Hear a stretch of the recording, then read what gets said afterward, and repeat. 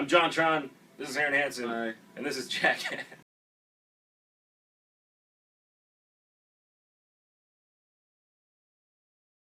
2012 was a watershed year for YouTube.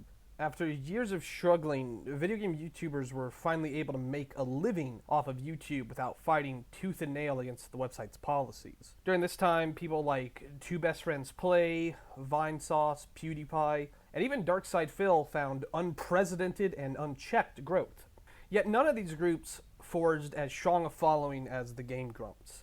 Composed of Newground veteran Ego Raptor and rising superstar JonTron, Game Grumps was an immediate hit and had meteoric growth over the following months. Game Grumps was more than merely popular. They had a large and dedicated community around them. Generally, Let's Plays had always put the game first, but the Game Grumps themselves were the star of the show, with the game itself acting as a hook for the viewer and a guide for conversation. This replicated the feeling of sitting on the couch and playing with friends, which hadn't been done so slickly and so consistently before Ego Raptor and John teamed up. It fostered an intense loyalty among the fandom. Game Grumps wasn't just popular with kids or fans of the Grumps themselves either. Despite not even being a year old, the show was able to land a deal with EA to promote Dead Space 3, and on another episode got Grant Kirkhope, composer for Rareware, to co-host some episodes about Banjo-Kazooie and discuss its development. It's not bad for a high school dropout and a white supremacist. This is why it came as such a surprise when on June 25th, 2013, not even a year after starting, John announced he'd be leaving the Game Grumps. Fans were sideswiped, as it seemed like John and Aaron were going to take the world, and there was no warning or even suspicion of a split. Viewers didn't even have time to process the break, as the same day as the split, Game Grumps brought on John's replacement. So what happened? What could have happened to prompt such a sudden split? It was entirely possible this would have resulted in the death of the channel, or a significant decline in subs at least. What would prompt them to potentially end the most profitable thing either of them had going? This is a question that even 4 years later remains unanswered. Today we'll look at the full context of the split, the personalities involved, and the lingering awkwardness that continued for years, to answer the question that's been nagging fans all this time. Why did John leave Game Grumps? We'll begin at the start, with Ego Raptor. Aaron Hansen, as he's really known, was born January 6th, 1987, in Palm Beach, Florida. A born entertainer, Aaron and his family were surprised one year to find after moving they had accidentally moved out of Aaron's school district. Taking this opportunity, Aaron decided to drop out of school and pursue a career in voice acting, of all things. One he never really found much success in until he actually became famous through Game Grumps, so it's up to you if he actually succeeded. This kind of gives the impression that Aaron's parents set the bar low for him, but they're actually fairly successful in their own right. His mom runs a clinic in Florida that focuses on trauma victims and special needs kids. This is kind of poetic, as those are the same kids that would make up the bulk of Aaron's fandom in the years to come. Bizarrely enough, you can trace Aaron's heritage all the way back to John Hansen, the third president of the United States, one of the founding fathers. His legacy comes and seems to end on YouTube, of all places, which is maybe the most profound statement of the times you could make. In 2006, Aaron uploaded Metal Gear Awesome to Newgrounds. An instant hit, Metal Gear Awesome satirized the PS1 classic Metal Gear Solid with a barrage of jokes so fast you couldn't really discern if any of them were funny. Even so, Aaron was a hit and even got poached by MTV to make similar cartoons for their website, though they made it clear they wanted them as shittily as possible. With time comes experience, and by 2010, Aaron would begin his pseudo-review series, Sequelitis, a series that looks at sequels to beloved classics and explores their shortcomings. Aaron could have focused on simple targets like Deus Ex Invisible Wars or Metal Gear Solid 2, but he often chose gaming's sacred cows to lampoon, like Ocarina of Time and Symphony of the Night. It's also one of the only major review shows to have a good balance of positive and negative reviews, with him praising games like Mega Man X. In 2011, Aaron came across JonTron's review of Dino City. This was his first big review, though by this time, JonTron had already had a fair amount of success. He had co-founded a group of internet reviewers called Normal Boots that were sort of like That Guy with the Glasses, but for video games, and successful, unlike That Guy with the Glasses' actual spin-off for video games, Blistered Thumbs was. Aaron came across the Dino City review through a Reddit post where it had been the top-rated video for the day. Like many people, Aaron was pretty enthralled with the video and actually messaged John to see if he wanted to come hang out with him since they both lived in the same general area. This seems a little weird to you and me now, but it was effective. John accepted the invitation, and though he would later go on to say it was a little bit awkward, it did prompt what was clearly a pretty important friendship for the both of them. John's backstory isn't quite as nice as Aaron's is. While Aaron's family were supportive of his ventures, John's weren't. The only evidence we have for this are some Yahoo Answers posts that we've been able to tie back to an old account of John's, but you may want to take them with a grain of salt. According to these, John's parents suffered from dysthymia, a constant state of unhappiness. Both of them are Iranian immigrants, which might give them a different perspective than the American-raised JonTron. According to him, they had extreme standards for him that he couldn't hit, even though he was fairly successful. He had a 3.9 GPA, and they weren't very supportive of his want to go into film.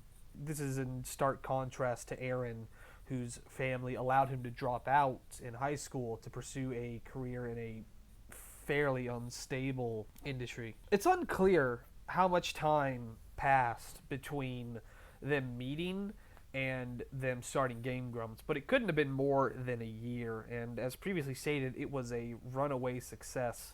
The show was started in mid-2012, and John would be on the show for about a year before things went south. As I said earlier, Game Grumps was a runaway success, but it wasn't solely because of Aaron and John. Along for the ride was John's friend and at one time roommate Barry Kramer, who took over as editor to alleviate the workload for the duo. Barry would stay on Game Grumps after John left, though now he has a heavily reduced role as he seems to have a side gig editing trailers for film studios. Aaron's wife Susie also joined the group as a manager at some point and maintains the role today. When the Grumps broke up, it was announced through the incredibly bizarre Ode to John, a 2-minute video of John in a park shot on what appears to be a mid-2000s cell phone where he awkwardly talks around the subject of the departure, stating he plans to refocus on his own content for the foreseeable future. Stranger still, Aaron has a completely separate segment from John, clearly shot in his own home on a different camera. This is the first indication that there was something wrong with the split. The two were still in the middle of playing Link to the Past and Sonic 06 when the split happened, and both playthroughs stopped immediately. If the split were amicable, why not finish the games in progress? Furthermore, almost all references to John was scrubbed from the channel, as going forward, John wouldn't be acknowledged for almost 2 years. Evidence that there was more to the split than just John refocusing his efforts began to mount in the coming months. Shortly after the split, fellow YouTuber and defender of traps everywhere, Total Biscuit, revealed Polaris affiliates have a non-disparagement clause, meaning so long as both groups were signed to them, the full truth of the situation was unlikely to come out. Furthermore, in a Did You Know Gaming livestream from later that year, a fan asked John if he and Aaron were still friends. John didn't answer, but did note he, quote, did a terrible thing by bringing it up at all. At MadFest 2014, John reiterated this when a fan asked John if he would ever return to Game Grumps, to which John answered in no uncertain terms it wasn't going to happen. He drove this point home at PAX East, where another fan asked a similar question. Notably, John doesn't say it won't happen anytime soon, or even give a time frame. At an Angry Joe Comic-Con panel, he said Game Grumps was one of the worst parts of his career, and that the dishonesty of the matter has been bad. The Grumps themselves only had one such occurrence. At Rooster Teeth Expo 2014, a fan asked how the group's relationship with John was. Aaron sat awkwardly, shuffling his microphone back and forth. It was Danny, John's replacement, who remarked that while he was far away, he was still in their hearts.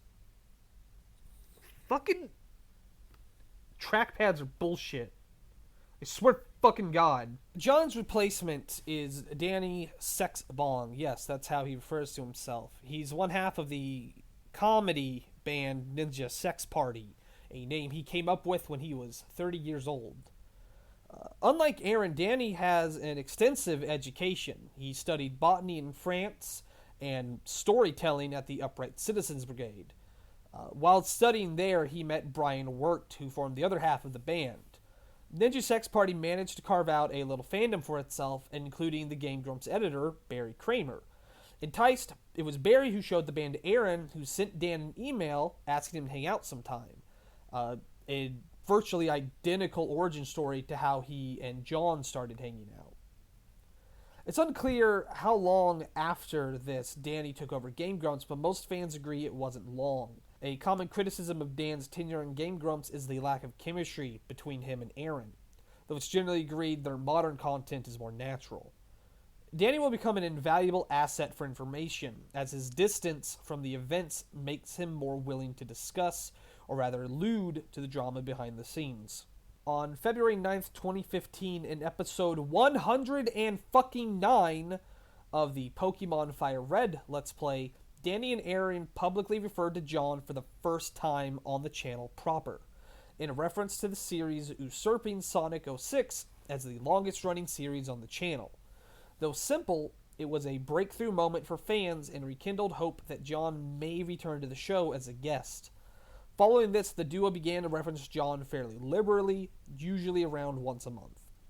Throughout 2015, John had produced Starcade, a celebration of the return of Star Wars with special reviews focusing on Star Wars games. In the final episode, released on December 15th, John and Aaron appeared on camera for the first time since the split, with Aaron playing the role of Darth Vader. It was a cathartic moment for fans of the two and seemed to put to rest whatever was churning beneath the surface. But questions lingered. While the hatchet may have been buried, fans were still unsure why the split had happened at all. Even 2 years after Starcade, John has failed to appear on Game Grumps in any capacity outside of references. Whatever catharsis the finale had given was slowly idling away. Almost 4 years after the fact, there's no clear answer, but having spent about a month researching, I think I can provide the most plausible theory as to why the split happened. Before that, though, I do want to discuss some of the other theories that had been put forth by people in the interim. I had originally started working on this episode back in 2014 when it came from the internet, was fairly young. But at the time, I just didn't really find much to sink my teeth into and figured there wasn't much to talk about. But since then, there's been some more occurrences. The whole Starcade thing happened, so I think now I can sort of delve in a little deeper and maybe provide some more insight based on what I found. The first theory that was really proposed, and probably the one that people most well know, is the one between John and Susie. As previously mentioned, Susie was Aaron's wife, but they had been together for a very long time. They'd actually been childhood sweethearts, so it's pretty obvious that the two were extremely close. The idea that John and Susie had friction, and that's what caused the Grumps to split, has been thrown around for a long time, though it doesn't have an exact origin. A lot of this seems to come from fans who just sort of dislike her. She can be a little naggy and grating whenever she does guest spots on the show, though again, that's up to personal preference. The real origin of this starts in a live stream that John had with his then girlfriend Nicole, where she referred to Susie as the Yoko Ono of the Game Grumps. Yoko Ono was, of course, the woman responsible for the Beatles breaking up.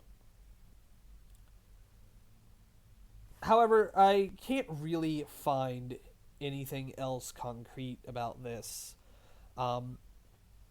You'd figure Susie sort of has a perception as being a very spiteful individual, but if this were true, you'd figure at some point someone would have let it slip.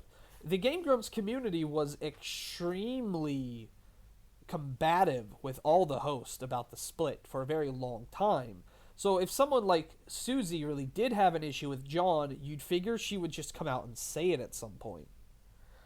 At the same time, I'm not actually sure if this Yoko Ono comment ever actually took place.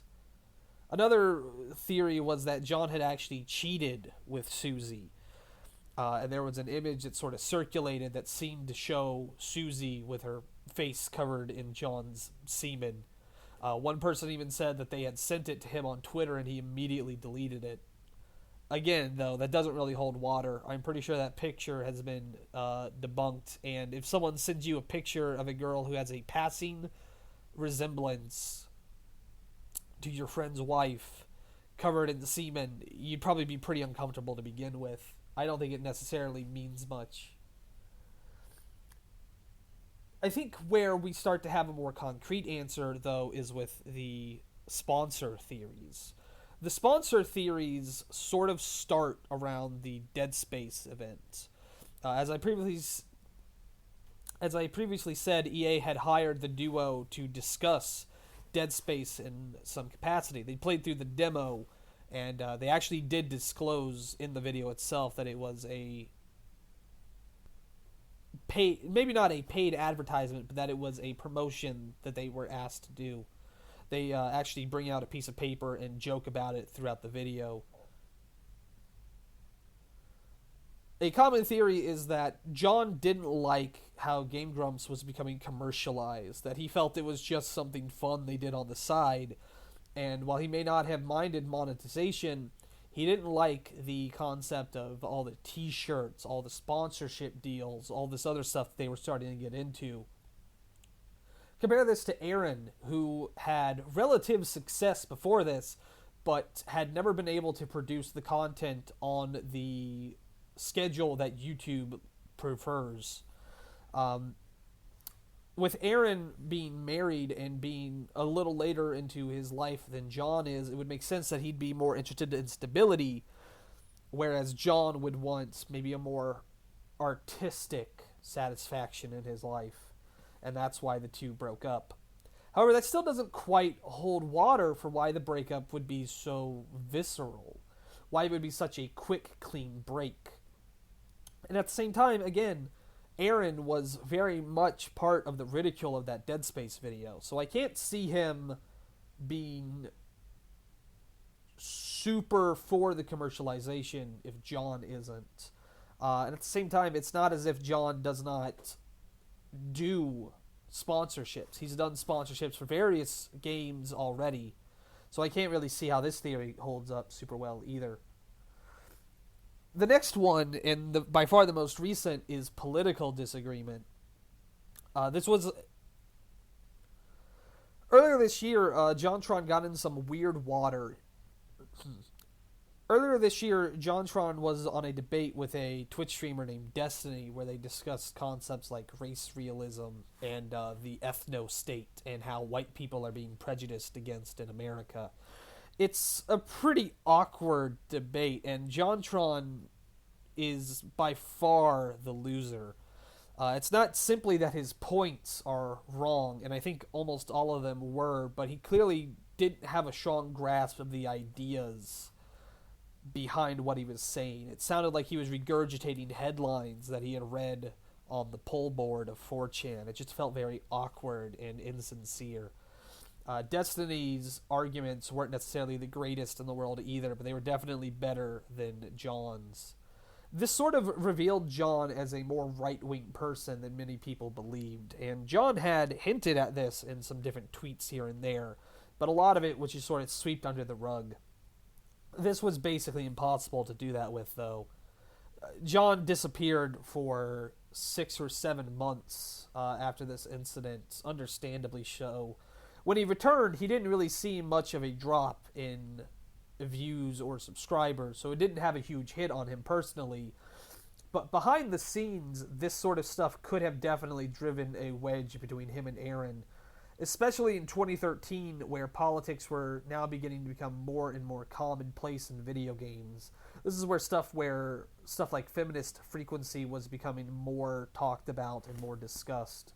So I really think that's a plausible theory. However, the the fact that John did such a great job hiding it behind the scenes. However, I think a lot of John's political views might have actually been developed after the break. I've noticed that a lot with different people, that in the current political climate, they become very radicalized, or they become far more right-wing than they were before. I've seen it happen to some friends, and I've seen it happen to some YouTubers.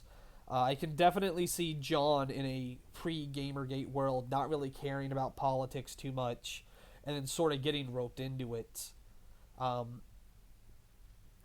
So while I think it's plausible, I don't necessarily believe it myself. My own theory, and the one that I firmly believe, is sort of touched upon in the sponsorship video, but I don't necessarily think it was because of sponsorships. Rather, I think John saw himself as a fledgling filmmaker and didn't want to be tied down to video games much longer. In a video he had with the Angry Video Game Nerd, where they sort of sifted through his film collection, John sort of speaks very candidly that video games are second to movies to him. He considers movies his number one thing, and that ultimately his reviews that he's making are short films, ones that he's very proud of. And he likes video games, of course, but film is where his heart lies. I think John may have seen JonTron as a way to him sort of getting funding and legitimacy to jump into real filmmaking. And he didn't want to be tied down to LA. He wanted to move to New York in the hopes of finding some more work there. There are some videos of John sort of alluding to that before the split happens. As counterintuitive as it may seem to go from LA to New York to become a film star.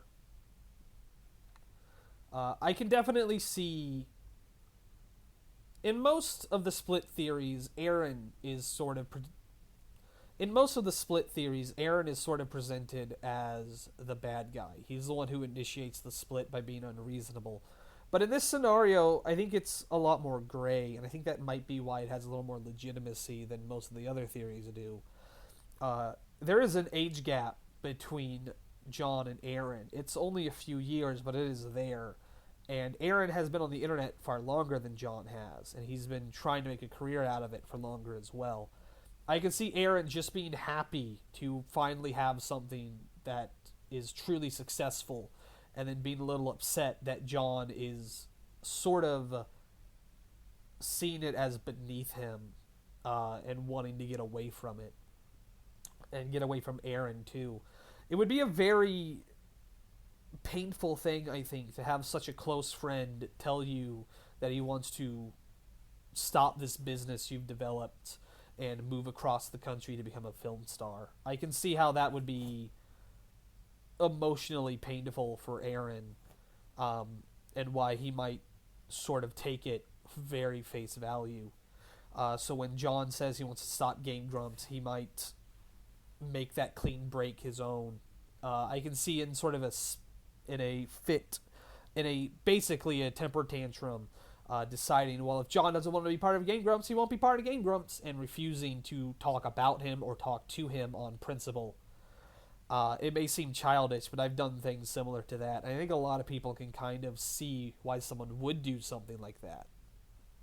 At the same time, John's life as a filmmaker didn't really pan out. I've seen a couple different YouTubers use their fledgling channels to try and make short films, but it never really pans out. People really just want to hear you talk about the content. They don't necessarily want to watch you make films, and if they do, they probably want it separately on a different channel.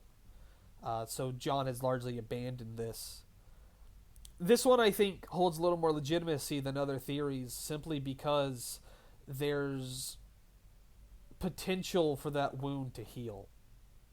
I can see very easily how after a year or two, Aaron would come to regret his decision and want to rekindle his friendship with John. It would also be something that Danny, as a sort of outsider, wouldn't feel personally involved with. So he wouldn't hate JonTron. He wouldn't have spite for him, and he'd be open to a friendship with him, and maybe even try to rekindle the friendship with John and Aaron.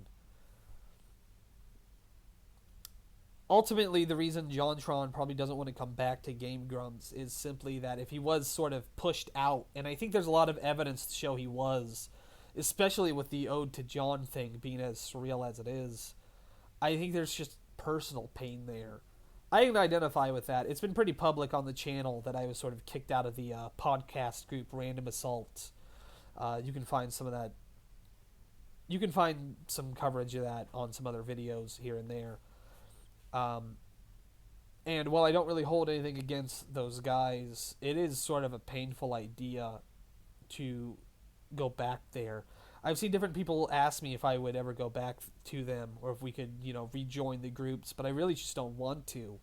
It's hard to go back to someone when they've so thoroughly rejected you, and we can sort of pretend it's business, but it is on some level personal.